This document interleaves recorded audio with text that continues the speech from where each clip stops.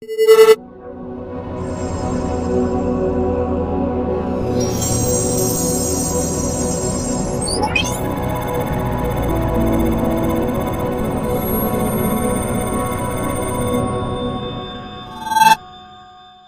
that's the all praises. Ready. Question on Monday là, right? Où tu commences à aller à l'église? Yeah, my lady. À l'église. Worship leader. She's a worship leader? Yeah. Your woman's a worship leader? Yeah. Oh, wow. That's interesting.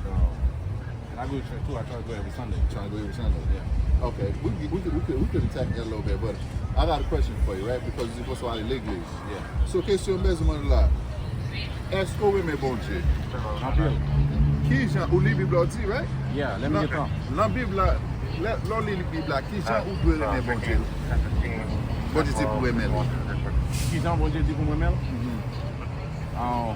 Je connais il dit mes amours même j'en remets tête tout. Mes amours j'en remets tête tout, Mais je connais dit faut remettre l'empile parce que son bon Dieu jaloux.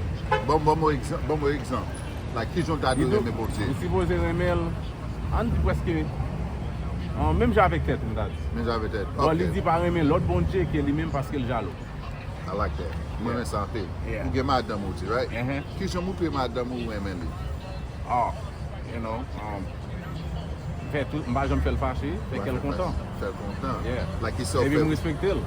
That's good. Qui s'en fait pour lui? Papa mal surprise. Une surprise, OK, mais puis nous get ti moun avec, nous prend son ti moun yo. Bon verbe de amour ça, qui verbe ça est là? Verbe de ti moun. Verbe de action. Un verbe Jésus, ça sont en forme d'action, il est pas vrai? Oh yeah, action. Yeah. C'est ça me dit là. On regarde bien. Qui j'ai pour nous? Jean-Baptiste dit que j'ai pour aimer bon Dieu. Go ahead, let me get first. The book of 1 John chapter 5 and verse 3. Bring it out. For this is the love of God. It's this is the love of God. Go ahead. That we keep his commandments. That we do what? That we keep his commandments. For nous qui commandement mon Dieu. So when we for qui commandement. Go ahead. And his commandments are not grievous. Commandment is not grievous. Right? Ça veut dire commandement il pas difficile de faire.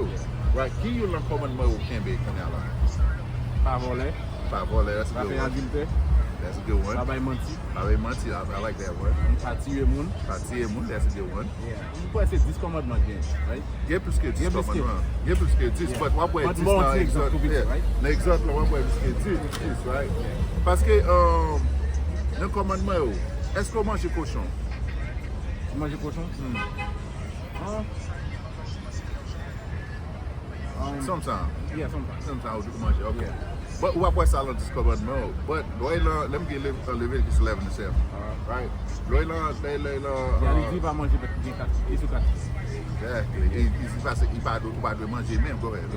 Book of Leviticus chapter 11 verse 7. Bring it out. And the swan, though he divide the hoof, and be cloven-footed, yet he cheweth not the cud. Ça veut dire que tu as l'air, le cochon mange bien à terre.